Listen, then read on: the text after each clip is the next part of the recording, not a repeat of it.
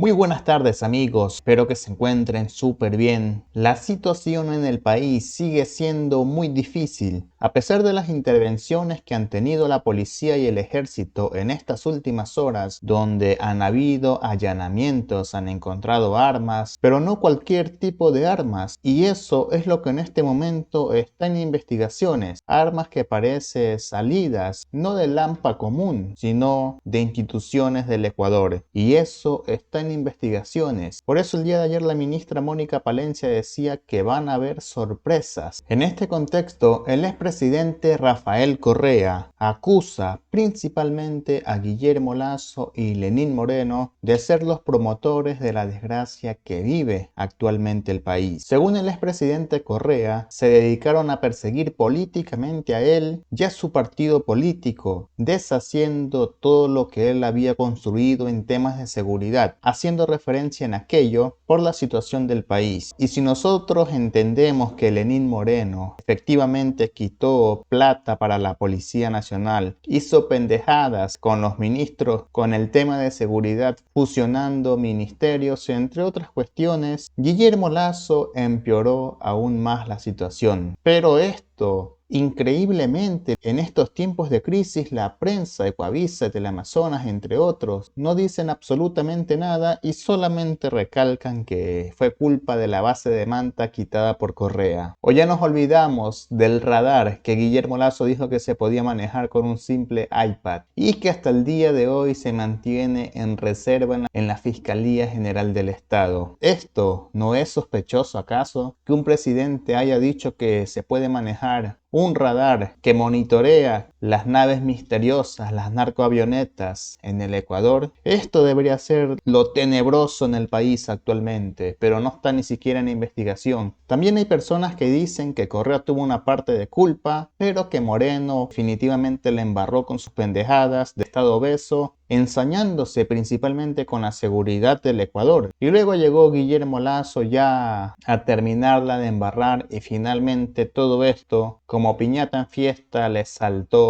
al gobierno de Noboa. El expresidente dio su contexto y esto fue lo que recalcó. Antes, amigo, recuerde dejar su me gusta, compartir este video y suscribirse al canal. Escuchemos. Eso, abrazo a nuestra querida España.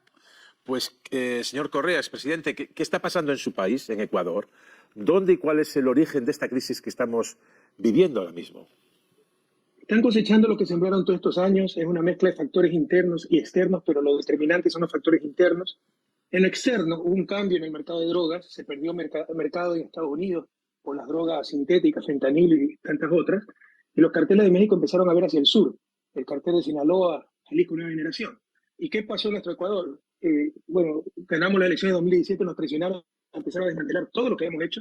Ministerio Coordinado de Seguridad, que coordinaba con Colombia, porque la cocaína viene de Colombia, las armas que vienen de Perú, entonces teníamos las comisiones binacionales de frontera, el Ministerio de Justicia que se encargaba de las cárceles, lo eliminaron porque había estado obeso, hoy está en manos de la mafia, el Ministerio de Interior que se encargaba de la policía con tableros de control, con todo aquello, la policía volvió a ser república independiente, infiltrada por la corrupción y mendiga, no tiene ni para la gasolina de los patrulleros.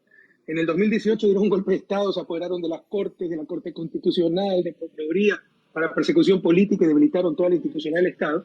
Mientras tanto, el crimen organizado crecía, se fortalecía e infiltró el Estado. Eso no pasaba antes. Yo no he visto una destrucción tan rápida de un país en época de paz, tan profunda, sin sanciones, sin guerra, porque yo dejé al país como el segundo más seguro de América Latina y hoy estamos entre los 5 más violentos del mundo. ¿Y por qué, señor Correa, si es así, como dice esto en su relato, las actuales autoridades o parte del relato del entorno del presidente Noboa dice que esto viene larvado, cosechado de sus épocas de mandato? Bueno, pueden decir cualquier cosa, no ese es el recurso siempre de la derecha, frente al clamoroso fracaso, porque esto no le legalidad, el debilitamiento del Estado. Te dicen, bueno, no nos podemos hablar, nos hundimos, pero te hundimos a ti también. Dime una cifra, un dato, porque aquí lo tengo yo. Yo del país, estas son las cifras de homicidios por cada 100.000 habitantes, el principal indicador probablemente violencia.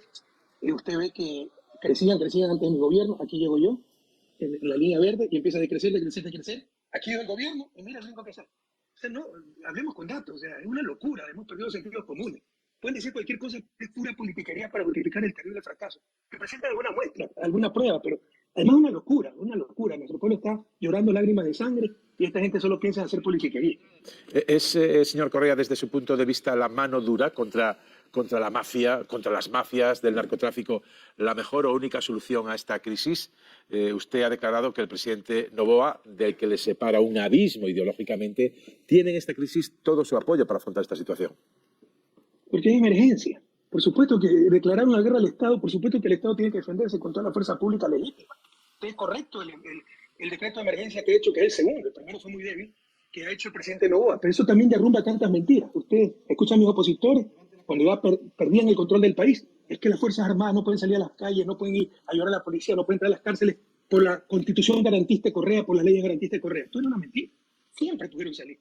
Lo que pasa es que había el narcotráfico infiltrado al Estado y había patente en curso para que sigan manejando las cárceles, para que sigan exportando droga. En estos momentos somos el primer exportador de cocaína del mundo a Europa. Antes ni de lejos estábamos en esa lista. Entonces se le fue el país de las manos y buscaban pretextos para no enfrentar el problema. Gracias a Dios, Noboa en esto ha reaccionado bastante bien y tiene todo nuestro apoyo. Es necesario. Sí. Obviamente no es suficiente. Hay que hacer muchísimo más. Por ejemplo, los niveles de ingreso per cápita están en el año 2011. 12 años hemos perdido para el desarrollo. ¿Cree que sería necesario formar un gobierno de unidad nacional para salir de esta situación? Yo creo que sería más conveniente en esta crisis. Todos los sectores políticos le brindamos el apoyo. Es un gobierno muy novato. Un presidente sin experiencia, yo creo sinceramente sin preparación adecuada, pero además el equipo de gobierno es muy malo, de muy bajo nivel. Entonces, si todos los sectores políticos han ofrecido su contingente, es bueno aprovecharlo y tener lo mejor de recursos humanos y políticos del país para sacar adelante a la patria en esta crisis tan grave, ¿no? A todos se nos viene a la mente lo que está pasando en Salvador. En El Salvador, Bukele llevó a cabo una política durísima de lucha contra algunos carteles, pero también se llevó por delante bastante de los derechos humanos. Sin embargo, esta crisis o esta crítica que se le puede llegar de haber arrasado con buena parte de los derechos humanos no le ha granjeado enemistad popular, sino más bien todo lo contrario. ¿Hay alguna similitud en lo que pueda pasar en su país, en Ecuador, con lo que está pasando en El Salvador? Mucha, con la diferencia de que la crisis del Salvador es una crisis histórica y de toda Centroamérica, las maras, las mafias estas, ¿no? Pero mafias verdaderamente malas. En Ecuador éramos extraños y lo dejaron crecer todos estos años, dejaron que se exacerbe el problema para vendernos su solución. Entonces no queda más que la mano dura, el decreto de emergencia, el apoyo de las fuerzas políticas, porque si empezó el incendio, usted no tiene que pensar cómo se organiza el cuerpo bombero, tiene que apagar el incendio y luego nos sentamos a conversar. Pero lamentablemente generan los problemas para vendernos sus soluciones, estilo Bukele, que solo es represión, porque por ejemplo a nivel económico El Salvador no es nada. Entonces nosotros logramos ser el segundo país más seguro de América Latina con desarrollo humano, no con represión, con violencia, todas esas cosas. Pues sí, es un poco de aquello, vender el modelo Bukele, que cuidado, El Salvador, como decía, era algo histórico, pero es claro que Bukele ha pasado ciertas líneas rojas y ha respetado derechos humanos, ¿no? Y eso es un mínimo ético universal. Pero acá en Ecuador es un poco distinto y en otros países de Sudamérica, donde nos generan casi a propósito los problemas para vendernos sus propias soluciones. Una última cuestión, porque el sonido que nos llega no es el mejor para emitir en televisión, pero la importancia de la entrevista requiere mantener un instante más, lo más breve posible, con una última pregunta. Usted nos habla desde Bruselas. Su familia, su mujer y sus hijos están en Ecuador. Usted tiene un problema, evidentemente, con su país o con las autoridades de su país. ¿Cómo es ahora mismo su situación para ir, por ejemplo, a Ecuador? Usted que sufrió en su mandato un intento de golpe de Estado, por cierto, ¿cuál es su situación y si hay alguna posibilidad de que Correa vuelva en un futuro inmediato a ofrecer una solución política a sus ciudadanos? Mire, con todo respeto, ¿no? Qué terrible la mala información. Porque mi esposa no solo que está en Bélgica, sino que es belga. Por eso, vale. Pues cuando yo acabé mi gobierno, en el 2014, yo dije, voy a recibir a Bélgica, porque en el 2017, cuando acababa mi gobierno, eran 25 años que habíamos vivido en Bélgica. Ya anunciaron, me voy a presentar a reelección, que la ganaba fácilmente. Y vine a vivir acá sin una infracción de tránsito. Nos traicionan en el 2017 en Moreno, y me empiezan a llover, yo tengo 52 investigaciones criminales. Más que el Chapo Guzmán, Pinochet y Al Capone juntos. ¿No? ¿Por qué? Porque se tomaron la justicia, 70% de la Corte Nacional destituyeron y pusieron reemplazo a dedo para perseguirnos. Hay 6 reportes del, ¿cómo se llama? Relator de Naciones Unidas para Independencia Judicial. 6 sobre el caso general de la toma de la justicia de Ecuador y sobre los casos de persecución contra vosotros. Bélgica me ha dado el asilo político, la capital de Europa, reconociendo que somos perseguidos políticos. Pero lamentablemente en Ecuador todo está tomado y solo tenemos que esperar a la justicia internacional, que la vamos a ganar. Lastimosamente demora demasiado. Pero es una persecución brutal, es la nueva estrategia ya no son las botas militares, sino el partido judicial en el llamado lawfare, guerra jurídica.